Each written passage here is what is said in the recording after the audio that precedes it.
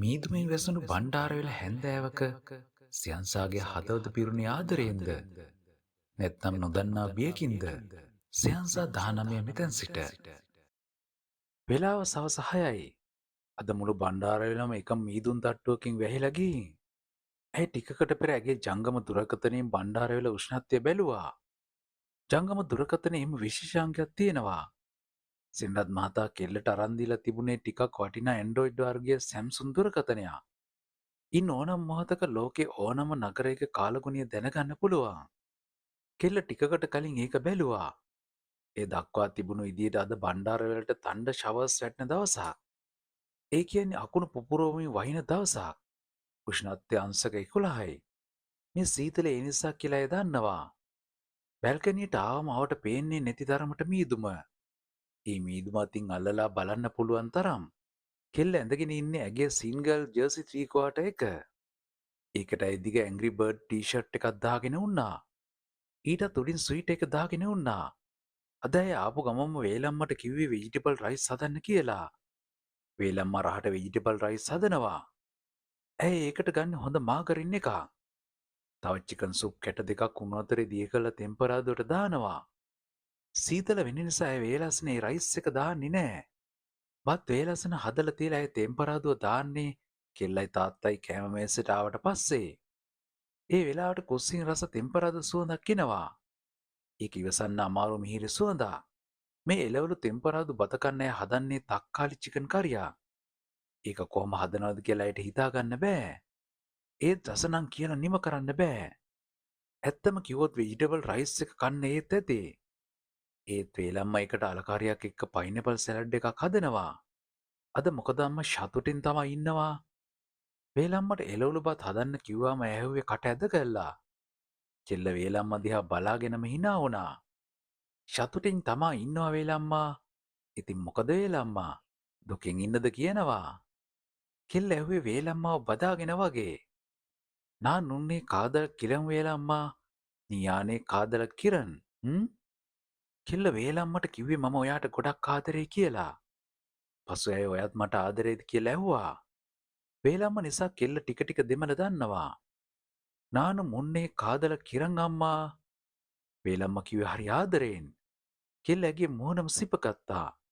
එහෙම කළාම වේලම්මට ඇති. ඇය උඩට ආවේ වේලම්මට කියලා කෝපයකකුත් හදාගෙනමයි. අද හිත තියෙන්නේ සාමාන්‍ය තත්ත්වෙ නෙමෙයි. වෙන කොයිද තව්තිසාවක. මේ සතුට තේරුම් කරන්න ඇයි ඉගෙනගත් සිංහල ප්‍රමාණවත් නෑ. ඔයා මොනවද දන්නේ නෑ කරන්නේ. හිමීට කතා කරනවා. දැන් ඔහුට කතා කරන්නත් ඇයට ලෝබයි. තොඩන් ගෙඩියකින් රේණු වෙන්වෙන් කරලා රස විඳිනවා වගේ ආදර රස විඳින්න පුළුවන් කියලා දැන් ඇය දන්නවා. ඒ සතුටම ඇති. උදේ ඉඳලා වෙච්ච හැම දෙයක්ම ඇය එකින් එක මවා ගන්නවා. ඇයට මැවෙන්නේ සමනල වර්ණ සෙයා පඩලයක ඇදුණු ඊනියක් වගේ රූපමාලාවක්. තව ආත්ම ගානක් යනතුරු සමහර දේවල් අමතක වෙන එකක් නෑ කියලා ඇයට හිතෙනවා. ඔයාගේ ඇස්වල තිබුණේ තරුවක තියෙන ෂයින් එක. එහෙම ෂයින් එකක් මම කාගේවත් ඇස් දෙකක දැකලා නෑ. කෙල්ල කෝපයක හිමින් හිමින් බොනවා. ආදරේ මිහිරිම දවසේ අත්දකින්න හැන්දෑව ගැන කියන්න තියෙන්නේ මොනවාද? මේ මීදුම් පවා ඇය දැක්කේ වෙනස්ම ලස්සනකින්. සුදු පාට මීදුම් ගලාලා අර පේන කන්දේ හැපීලා දෙදෙනාට රහසෙක් කියාවි. ආදරේ ආදරේ. ඇය තනියම hina වෙනවා. හදවතට දැන්න සමහර දේවල් එහෙම වචන වලට පෙරලන්න බෑ. ඒක අමාරුම දෙයක්. ඔයා මේ වෙලාවේ මොනවා හිතනවද දන්නේ නෑ. ඇයට කතා කරලා අහන්න හිතෙනවා. ඒත් තව ටිකක් වෙලා ගිහින්ම කතා කරනවා කියලා ඇය හිතාගත්තා. තාත්තටද කියන්නම වෙනවා.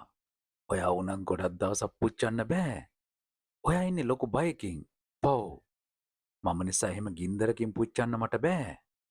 ඇරත් මොකද්ද හේතුව නිසා කෙල්ලට තාත්තා ගැන බයක් දැනෙන්නේ නෑ. එහෙම හිතින්නේ මේ තාත්තව තමා ගොඩක් තේරුම් අරන් ඉන්න නිසාද කියලාත් ඇයට හිතෙනවා. මීදුම කපාගෙන වැහි පොදයක් වැටෙනවා. ඒ සමගම ඇගේ දුරකථනයේ නාද වෙනවා.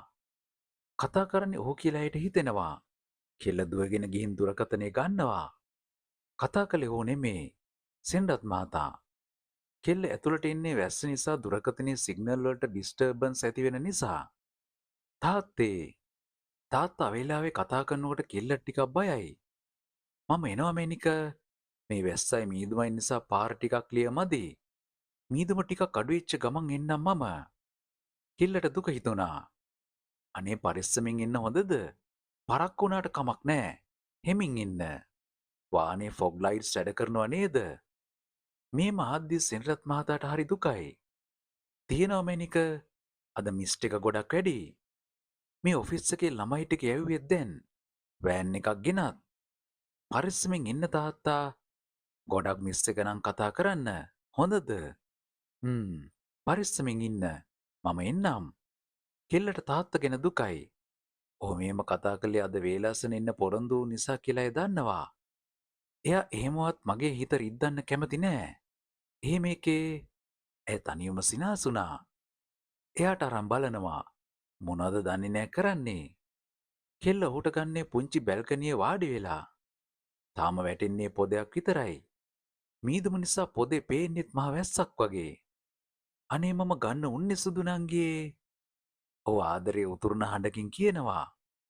ඉතින් ගත්තේ නෑනේ. හරි හරි එහෙම තමා. කෙල්ලට ඔහු අවුස්සන්න හරි ආසයි. අනේ එහෙම හිතනවනේ මං ගැන. ෆෝන් එකේ ක්‍රෙඩිට් ඉවර වෙලානේ. මටම කතා කරලා වෙන්න ඇති ඒක නම් ඉවර උනේ. ඇයට හිතෙනවා. ඉතින් මේ දැන් තමා ටවුමට ආවේ ෆෝන් කාඩ් එකක් ගන්න. පාරවත් පේන්නේ නෑනේ වැස්සත් එක්ක. ඇයි මේ වෙලාවේ ටවුමට ගියේ? තාත්තත් කතා කරලා කිව්වා එන්න විදියක් නැතුව ඉන්නවා කියලා. මීදුම නිසා. ඒකනේ සුදු නංගේ අනේ ටිකක් පරිස්සමින් ඉන්න කියන්න. එච්චරට මීදුම නංගි සෙනරස් තනියම ඩ්‍රයිව් කරන් ඉන්නේ නේද? මම කිව්වා. දැන් ඔය කොහෙද ඉන්නේ? ඔහු hina වෙනවා. මේ සුපර් මාකට් එක යට ඉන්නේ. දැන් එනවා සුදු නංගි. වැස්ස එන්න එපා. කුඩයක් අරන් ආවේ නැද්ද? මේ තියෙනවා. දැන් එනවා. මේ වෙලාවේ ඔහුත් එක්ක බණ්ඩාරවල ටවුම ඉන්න අයටත් ආසයි. එක වෙනස්ම අත්දැකීමක් කියලා එය දන්නවා. මොනවද ඉතින් අපේ චූටි කුමාරි කරන්නේ? කෙල්ල hina වෙනවා. චූටි කුමාරි චූටි කොල්ලෙක් එනකල් බලාගෙන ඉන්නවා. ඇයි කියන්නේ හරි හුරතලෙන්. චූටි කොල්ලට එන්නත් හිතෙනවා. උණුනේ දාපු එළවලු රොටි ටිකකුත් අරන්. කෙල්ලට දුකයි. මම කියන දවසට එන්න. දැන් ඉක්මනට ගෙදර යන්න. එළවලු රොටි ටිකක් අරන්ම යන්න ඉතින්. එපා. දෙන්නත් එක්කම දවසක කමු. ඔව් එහෙමයි කිව්වේ. මම ඔයාගේ මේ ගතිගුණ වලට හරි ආදරෙයි අයියේ. ඇස් ඉතින් කියනවා. ආදරේ ලස්සනම පාට හරියටම පේන්නේ දැන්. එක ඇස් දෙකකින්. ඇයට එහෙමම හිතෙනවා. හැම දෙයක්ම මුලින් ඉඳලා මතක් කරන්න ඇය ආසයි. ඔහු සමග වැටී මේ කඳුකර පටුමගේ ආපු දවස අද වගේ ඇයට මතකයි. ඔහු බැනගෙන ගිය හැටි මේ දැනුත් ඇගේ දෙසවන් තුළ දෝංකාර දෙනවා. ඒක ගිය දුරක්. ඇයට හිතෙනවා. සංසාර පුරුදු ගැන ඇය අනන්තවත් අහලා තිබුණා. ඒත් මේ දවස් වෙනතුරු ඇය කිසිවක් විශ්වාස කළේ නෑ. ඒත් දැන් ඇයට හිතනවා එහෙම දෙයක් තියෙනවා කියලා. ගොඩක් සංවේදී හිතක් තියෙන ඩිරෙක්ටර් කෙනෙක්ට අපේ කතාව කිව්වොත් එයා අපේ ආදර කතාවෙන් ලස්සන ෆිල්ම් එකක් හදයි. ඒත් ලංකාවේ එහෙම සංවේදී ඩිරෙක්ටර්ස්ලා නෑ. I hate love stories හදපු කරන් ජෝහර් වගේ ඉන්දියන් ඩිරෙක්ටර් කෙනෙක් නම් ආසාවෙන් හදයි. නැත්තම් ජබ්බී මේට් හදපු ඩිරෙක්ටර් වගේ කෙනෙක්ට කියන්න ඕන. කෙල්ලට එක එක දේවල් හිතෙනවා. මේ දවස්වල කොහොමත් හිතෙන්නේ මහා පුදුමාකාර දේවල්.